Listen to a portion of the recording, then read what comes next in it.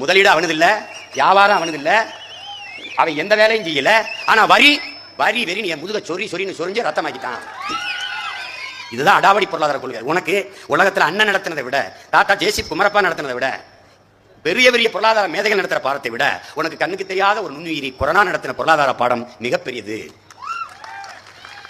நீ நினைச்சுக்கிட்டு இருந்த ராஜா, காசு வச்சிருந்த, ஒரு கொடி வச்சிருந்த, ஓடி போய் கடையில் 2 காரை வாங்கி நிறுத்திடுவான் வீட்டில் அப்படின்னு நினைக்கல. விலை உயர்ந்த பட்டாடைகளை வாங்கி வீட்டில் அடுக்கி வைப்போம்னு நினைக்கல. நகை மாளிகைக்கு போய் தங்கமா வாங்கி குவிப்போம்னு நினைக்கல. மச்சான் மளிகை கடை எங்கேயாவது திறந்துருக்கா மச்சான்? காய்கறி கடையா எங்க இருக்கா மச்சான்? ஏன் கார் இல்லாமல் உன்னால் வாழ முடியும்?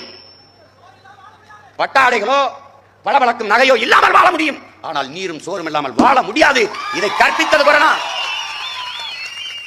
அன்னைக்குத்தான் இந்த நாட்டின் பிரதம அமைச்சர் நரேந்திர மோடி அவர்கள் தற்சார்பு பொருளாதாரத்தை அந்த வார்த்தையை உச்சரிச்சுக்க. நான் அன்னைக்கு தான் கேட்டேன், ஏ அப்பா